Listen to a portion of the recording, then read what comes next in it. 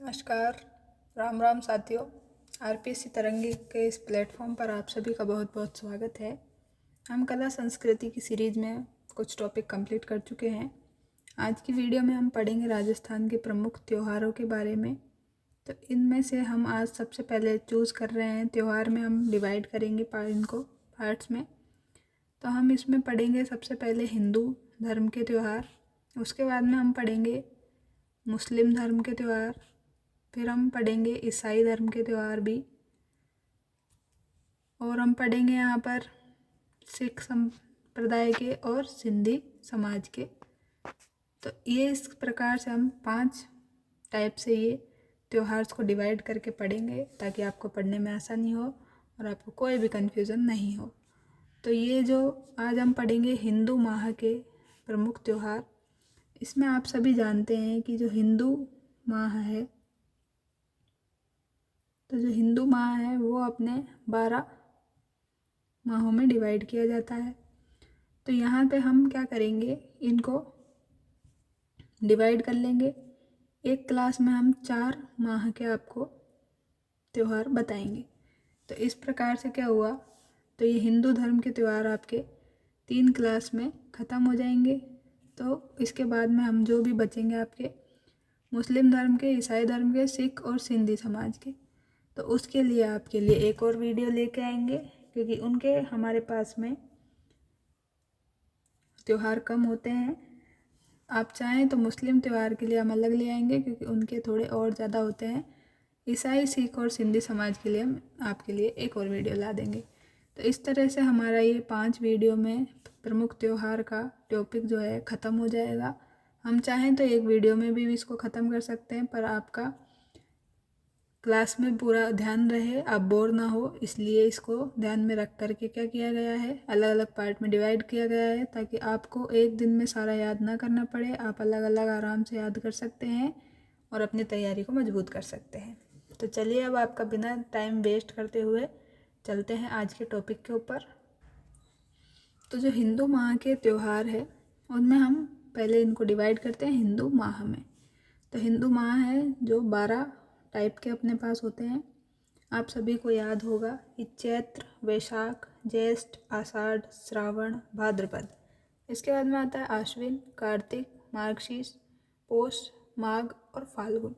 इस टाइप से आपको ये सब याद होंगे।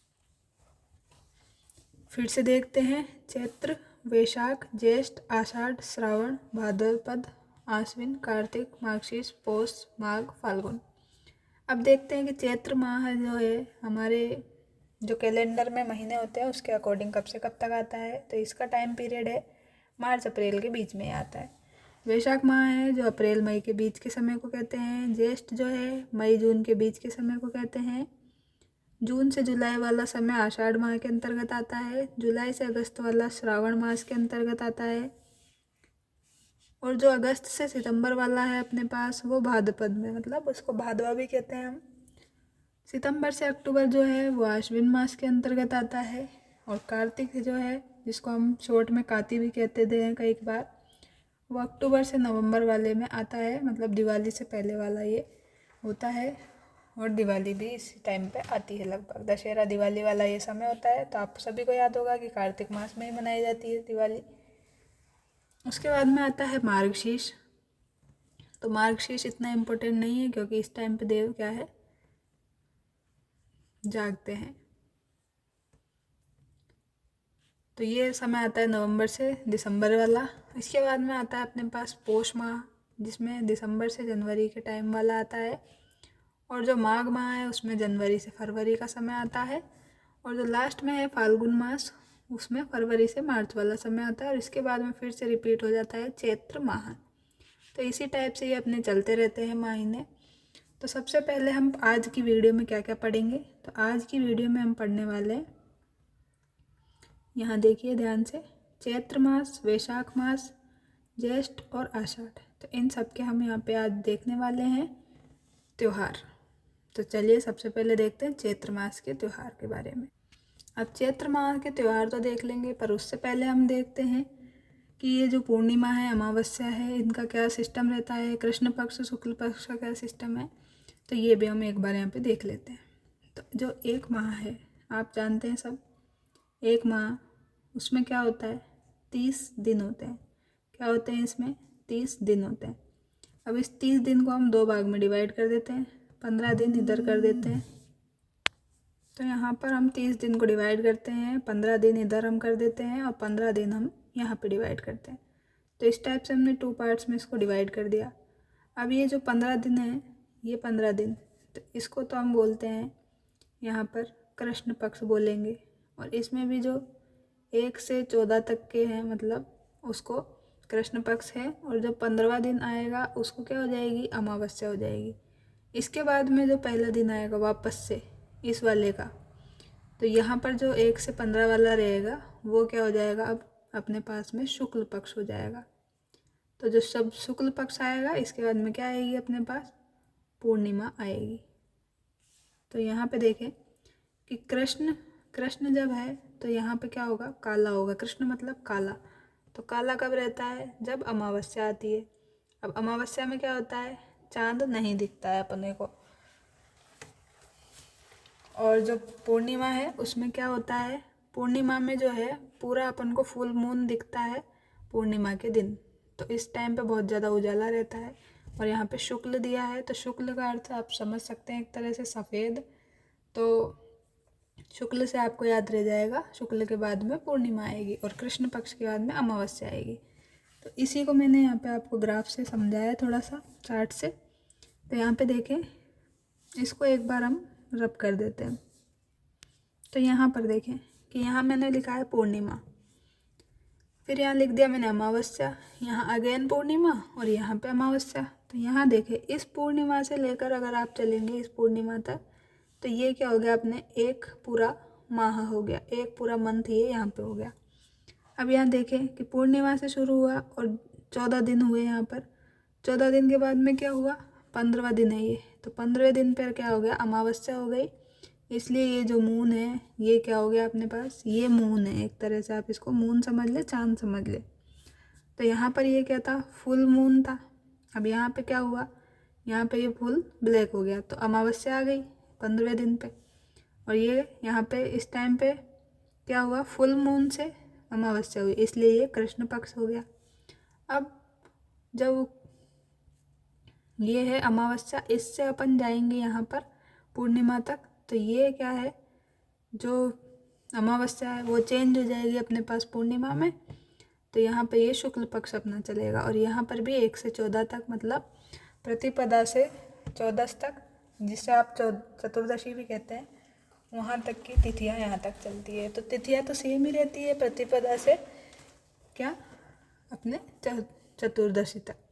उसके बाद में क्या होता है, जब कृष्ण पक्ष रहता है तो कृष्ण पक्ष में हम जो 15वां दिन होता है उसको हम अमावस्या कहते हैं। और जो शुक्ल पक्ष में 15वां दिन आता है उसको हम क्या कहते हैं, पूर्णिमा कहते हैं।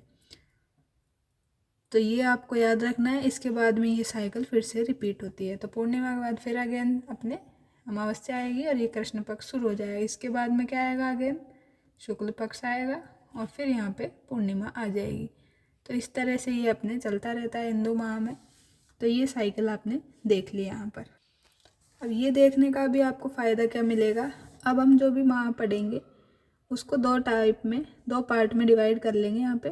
तो इधर तो हम देखेंगे कृष्ण पक्ष वाला और इधर हम देखेंगे शुक्ल पक्ष वाली जो तिथियाँ रहेंगी ना उसको देखेंगे। तो कृष्ण पक्ष में भी अपने 1 से 15 दिन तक आएगी मतलब, और यहाँ पर भी 1 से 15 दिन आएंगे। तो ये सब हम ऐसे करके डिवाइड कर लेंगे। यहाँ पे माह लिखेंगे, यहाँ पर ये लिखेंगे, और जो भी इम्पोर्टेंट रहेगा अपने पास में, जो भी त्यौहार, उसके बारे में विस्तार से भी देखेंगे। तो चलिए सबसे पहले देखते हैं चैत्र माह के बारे में। तो देखिए ये चैत्र माह है, इसमें मैंने यहाँ लिखा है कृष्ण पक्ष, यहाँ लिखा है शुक्ल पक्ष। आपको भी इसी तरह टेबल बनानी है और यहाँ पर ये तिथियाँ लिख लेनी है। अब सबसे पहले देखें कि मैंने यहाँ कृष्ण पक्ष में लिखा है 1, 5, 8, 9 और 15। यहाँ लिखा है मैंने 1, 3, 4, 5, 6, 8, 9, 13, 15। तो इसी तरह से आपको लिख लेना है। अब जो चैत्र माह है वो शुरू तो किधर से होता है, शुक्ल पक्ष से होएगा शुरू तो। और ये लास्ट में जब अपने पास होली आती है उसके बाद में क्या आता है, होली के बाद में धुलंडी आती है। अब होली कब आती है, तो होली आती है फाल्गुन मास में, और फाल्गुन मास के जस्ट बाद वापस चैत्र माह आता है, और चैत्र का भी कृष्ण पक्ष आता है। तो इसीलिए यहाँ पे ये आपको धुलंडी दिखाई दे रहा है। तो इसको हम बाद में भी पढ़ेंगे और अभी भी देख लेते हैं। तो सबसे पहले हम यहाँ पे देखते हैं कृष्ण पक्ष वालों को। तो कृष्ण पक्ष में जो आएगा चैत्र माह में, यहाँ पे चैत्र माह हम पढ़ रहे हैं। तो जो चैत्र माह की प्रतिपदा है उसके दिन अपने धुलंडी मनाते हैं। होली का दहन के एक दिन बाद हम ये धुलंडी मनाते हैं। अब यहाँ पे जो पंचमी दिख रही है आपको, इसको हम रंग पंचमी के रूप में मनाते हैं। और जो ये 8 दिख रहा है, इस 8 के मतलब है यहाँ पे बासोड़ा, या फिर जिसको हम शीतला अष्टमी भी कहते हैं। होली का दहन के 8 दिन बाद हम क्या मनाते हैं, शीतला अष्टमी मनाते हैं। तो ये आपको याद रह जाएगा, ये अष्टमी के दिन चैत्र कृष्ण पक्ष में मनाई जाती है। और शीतला अष्टमी को ही बासोड़ा कहते हैं, क्योंकि इस दिन हम क्या करते हैं, गर्म भोजन नहीं बनाते हैं और रात्रि में ही भोजन बनाते हैं एक दिन पहले, और उसी भोजन को खाते हैं और उसी से माता जी को पूज कर आते हैं, ताकि माता जी की कृपा आप सब पर बनी रहे। और ये जो है बासोड़ा शीतला अष्टमी, इसी दिन क्या है, गुड़ला महोत्सव भी मनाया जाता है। और इस महोत्सव में क्या होता है, गुड़ला नामक तो नृत्य किया जाता है। और ये महोत्सव कहाँ मनाया जाता है, तो ये जोधपुर ज़िले के अंतर्गत मनाया जाता है। तो इतना सब आपको इसमें याद रखना है शीतला अष्टमी वाले दिन में। और जो शीतला अष्टमी है ये हमने पहले भी पढ़ा था, खेजड़ी वृक्ष के नीचे भी पूजी जाती है। अब यहाँ 9 से आपको याद रखना है ऋषभ जयंती। तो ये जो ऋषभ जयंती है, इनका जो ऋषभ जी है, इनका मेला कहाँ लगता है, तो उदयपुर में इनका मेला लगता है। कहाँ लगता है इनका मेला, उदयपुर में लगता है।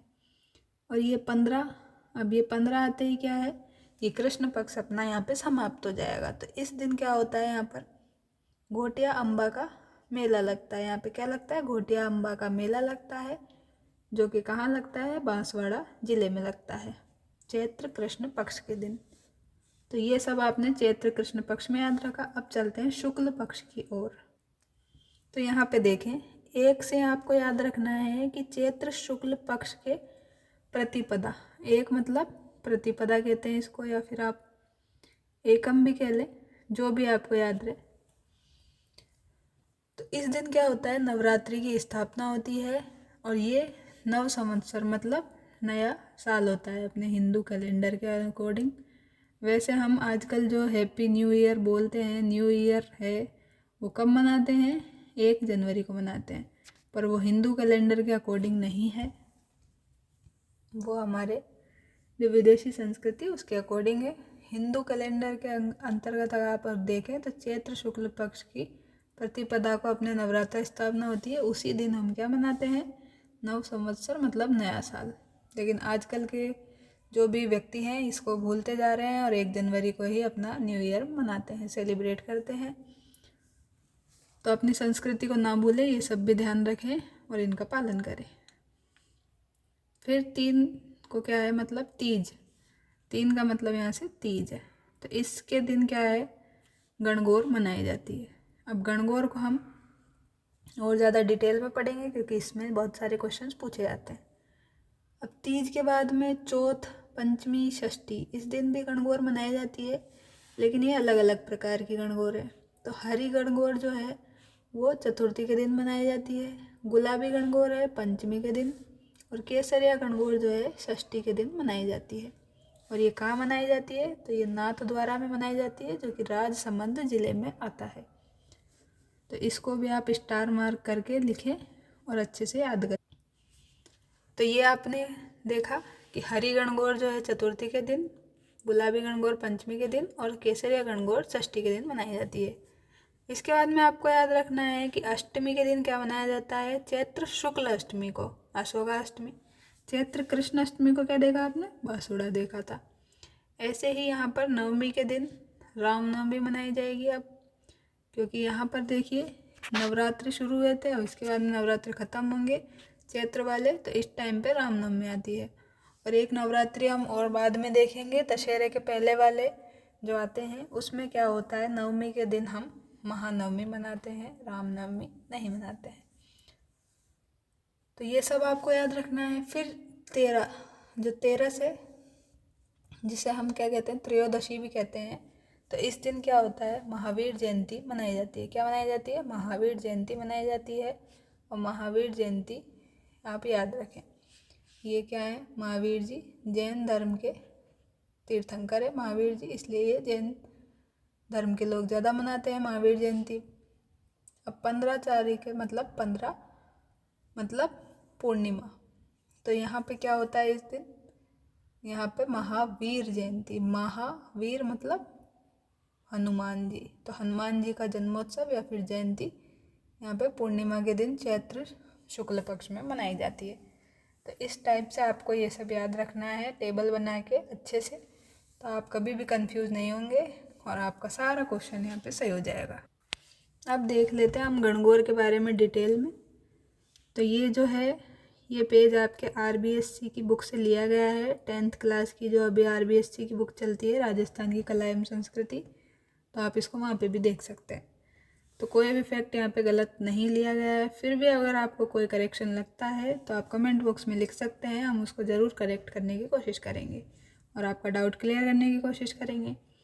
तो गणगौर के बारे में अब हम देखते हैं यहाँ पे। तो जो गणगौर है वो राजस्थान का एक प्रमुख त्यौहार है। और यहाँ पे जो गण है उसका अर्थ क्या है, शिव, और जो गौर है उसका अर्थ क्या है, गौरी पार्वती। तो इस अवसर पर क्या होता है, इस अवसर पर शिव और पार्वती जी की आराधना मतलब पूजा की जाती है।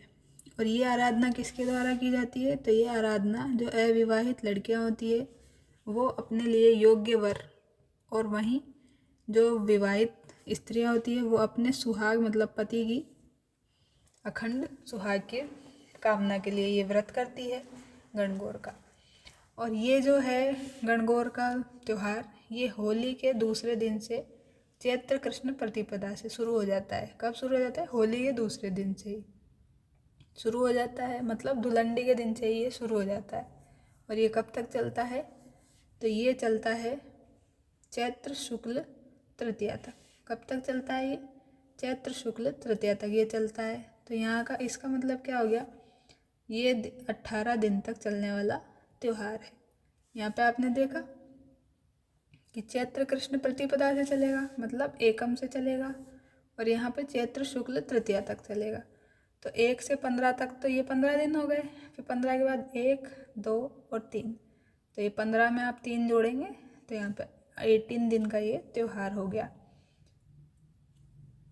तो ये 1 से 15 मैंने कैसे लिखा, चैत्र कृष्ण प्रतिपदा, तो ये चैत्र कृष्ण वाले 15 दिन हो गए, तो ये प्रतिपदा से हो गया। अब यहाँ पे चैत्र शुक्ल तृतीया लिखा है, तो ये चैत्र शुक्ल और तृतीया, तो इसके 3 दिन हो गए, 1, 2, 3, तो ये हमने जोड़ दिया 15 + 3, तो 18 दिन का ये त्यौहार चलता है। और इस मौके पर क्या होता है, होली की राख के लिए पिंड बनाकर जौ के अंकुरों के साथ इसका पूजन किया जाता है। और जो अविवाहित लड़कियां होती है वो उपवनों से क्या करती है, फूल लाती है और कलश में सजाकर गणगौर के गीत गाती हुई अपने घर तक ले जाती है। तो इस तरह से ये पूजा करती हैं। और जो गणगौर का त्यौहार है वो शिव पार्वती के रूप में ईश्वर जी की और गणगौर जी की प्रतिमाओं के पूजन के द्वारा मनाया जाता है। तो यहाँ पे शिव को क्या कहते हैं, ईश्वर जी भी कहते हैं, और पार्वती जी को तो गणगौर कहते हैं, मतलब गौर कहते हैं। इन दोनों की यहाँ पर पूजा की जाती है। और जनश्रुति के अनुसार क्या है, इसका शुरुआत किसने किया था, तो इसकी शुरुआत पार्वती जी के गोणे के या फिर अपने पिता के घर पुनः लौटने और अपनी सखियों के द्वारा स्वागत गान को लेकर हुआ था। तो ऐसा यहाँ पे माना जाता है कि जब पार्वती जी का गोणा हुआ था तब उनका स्वागत के लिए ये शुरू किया गया था गणगौर का त्यौहार।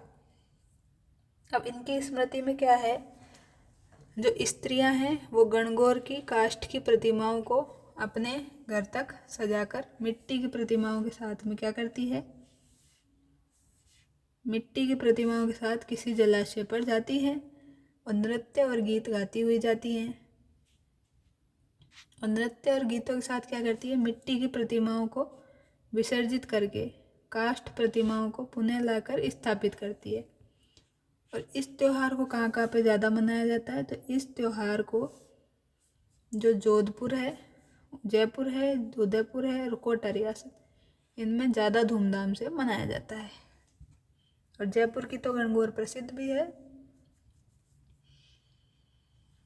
और यहाँ पर क्या है, हमेशा से गणगौर के अवसर पर गणगौरी की सवारी निकाली जाती है। और जो उदयपुर की सवारी है गणगौर की, उसके लिए कर्नल जोन स्टुअर्ट ने बड़ा रोचक वर्णन प्रस्तुत किया है। और क्या कहा है, जहाँ अट्टालिकाओं में बैठकर सभी जातियों की महिलाएं, बच्चे, पुरुष रंग बिरंगे वस्त्र और आभूषणों से सुसज्जित होकर गणगौर की सवारी को देखते थे।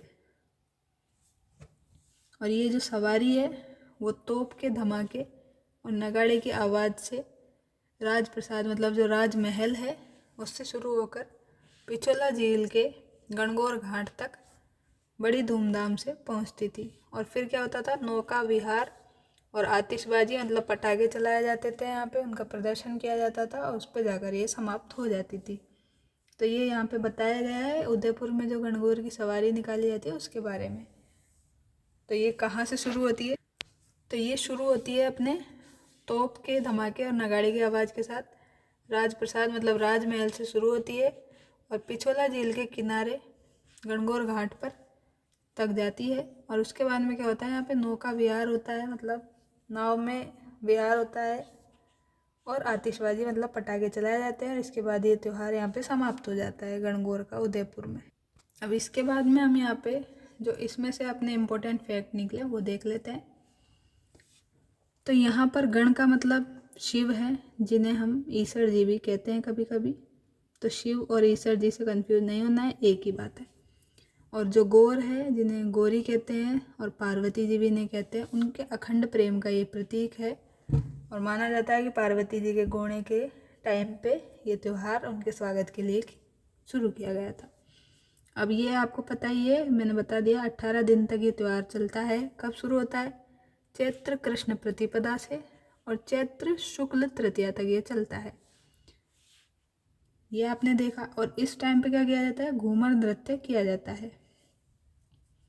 और ये प्रसिद्ध कहाँ कहाँ की है, तो ये प्रसिद्ध है अपने जयपुर की और उदयपुर की। उदयपुर वाली तो आपने देख ही ली और जयपुर वाली भी बड़ी प्रसिद्ध है।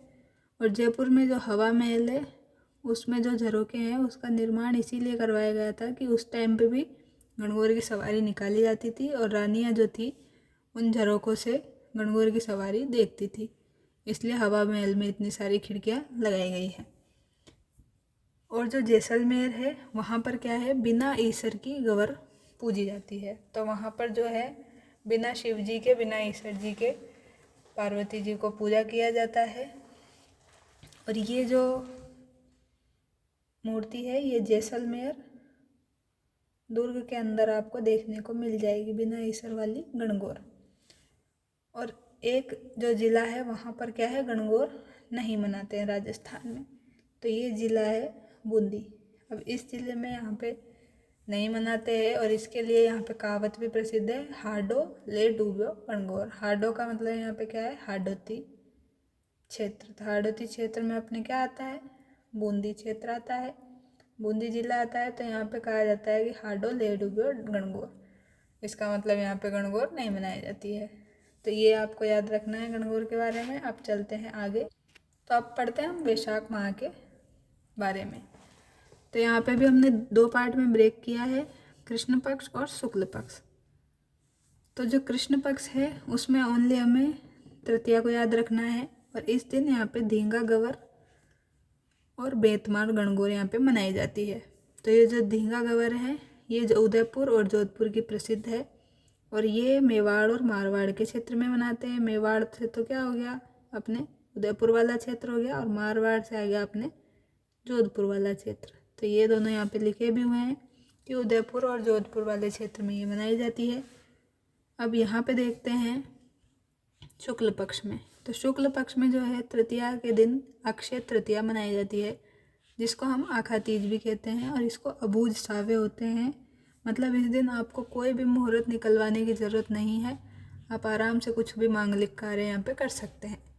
तो तृतीया के दिन ये वैशाख माह में शुक्ल पक्ष के दिन मनाई जाती है।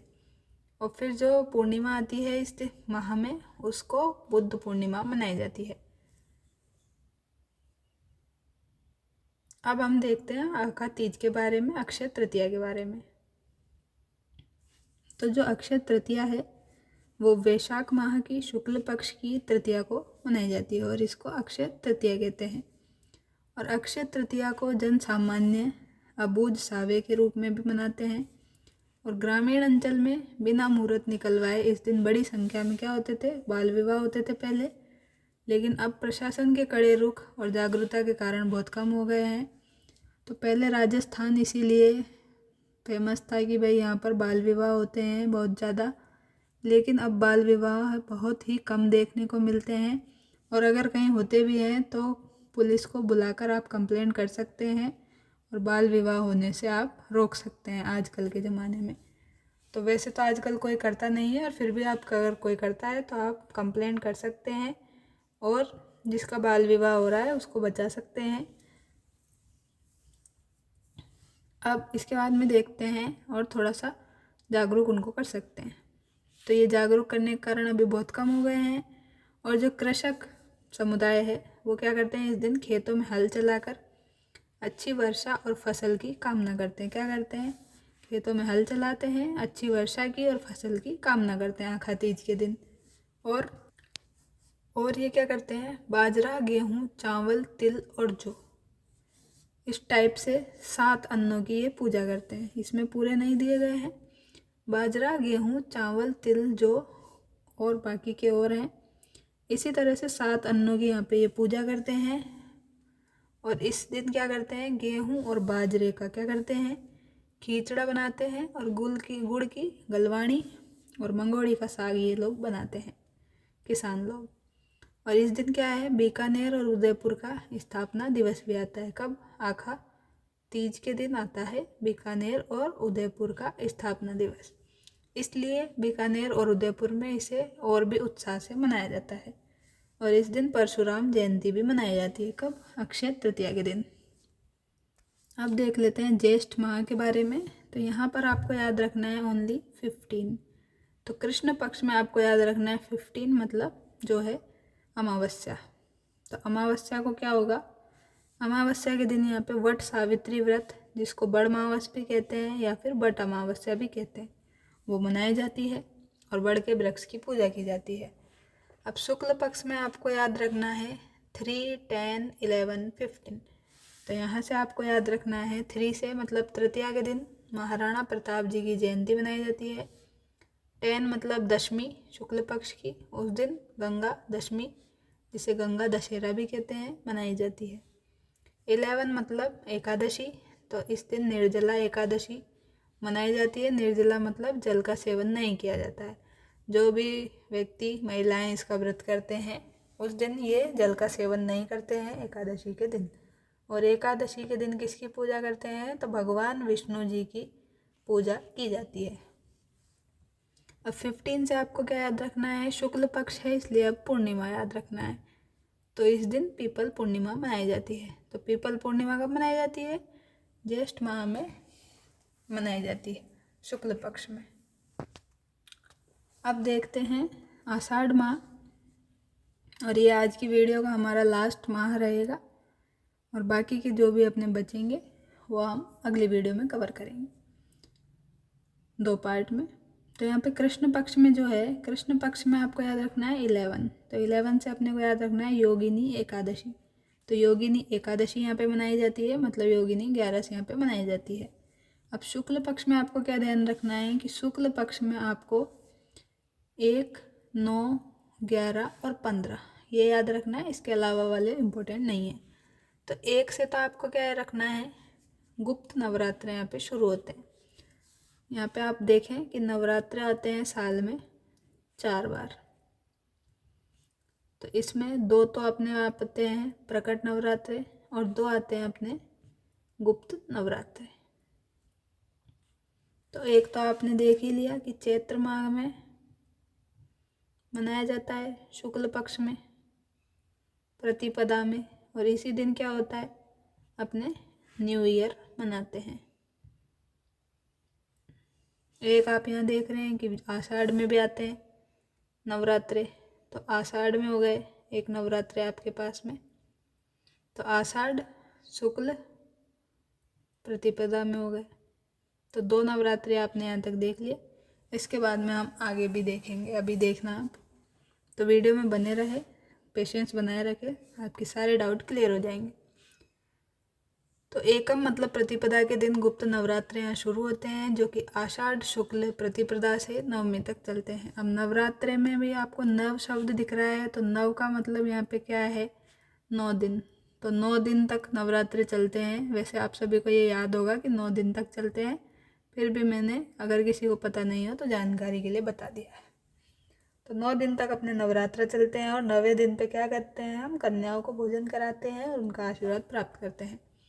अब यहाँ पे 9 से आपको याद रखना है बड़ला नवमी। क्या याद रखना है, बड़ला नवमी याद रखना है 9 से। अब 11 से आपको याद रखना है देवशैनी 11, और 11 को ही हम एकादशी कहते हैं, और इसको हरि प्रबोधनी एकादशी भी कहते हैं। और माना जाता है कि इसी दिन चातुर्मास प्रारंभ होता है, और चातुर्मास मतलब चौमासा जिसको हम कहते हैं। तो ये हम याद रखेंगे कि देवशैनी 11 किस दिन आती है, तो आषाढ़ माह की शुक्ल पक्ष की 11 को आती है। इसको हरि प्रबोधिनी 11 भी कहते हैं। इसी दिन चौमासा अपने शुरू होता है। और 15 मतलब जो है शुक्ल पक्ष का 15 मतलब पूर्णिमा, तो इस दिन क्या है, गुरु पूर्णिमा मनाई जाती है, जिसको व्यास पूर्णिमा भी कहते हैं और कोकिला व्रत भी कहते हैं। तो इस तरह से क्या है, हमने आषाढ़ माह के भी कंप्लीट कर लिए। एक बार फिर से देख लेते हैं। कृष्ण पक्ष में आपको याद रखना है 11 तारीख को योगिनी एकादशी, और 1 को आपको आएगा गुप्त नवरात्रे, जो कि आषाढ़ शुक्ल प्रतिपदा से नवमी तक चलेंगे। 9 से आपको याद रखना है बड़ला नवमी। 11 से आपको याद रखना है देवशैनी 11, जिसको एकादशी भी कहते हैं और हरि प्रबोधिनी एकादशी भी कहते हैं, और चौमासा भी इसी टाइम से अपना शुरू होता है। इसके बाद में आपको याद रखना है 15 से, मतलब शुक्ल पक्ष का 15 है तो गुरु पूर्णिमा, जिसको व्यास पूर्णिमा भी कहते हैं और कोकिला व्रत भी कहते हैं। तो इस तरह से हमने आज हिंदू माह के जो 4 महीने हैं अपने, उनके त्योहारों को अच्छे से पढ़ लिया है डिवाइड करके कृष्ण पक्ष शुक्ल पक्ष में, तो आपको कोई भी कन्फ्यूज़न नहीं रहेगा। अब बाकी के जो महीने अपने बचे हैं, 8 महीने अभी हमारे बचे हैं यहाँ पर हिंदू माह के अकॉर्डिंग, तो उनको हम अगली वीडियो में कवर करने की कोशिश करेंगे 2 पार्ट में। उसके बाद में मुस्लिम धर्म के और बाकी धर्मों के भी आपके कवर करा दिए जाएंगे। इसी तरह से ये आपके लिए सीरीज चलती रहेगी। और अगर आपको वीडियो अच्छी लग रही है तो वीडियो को लाइक कर दें, चैनल को सब्सक्राइब कर दें। थैंक यू दोस्तों, मिलते हैं नेक्स्ट वीडियो में।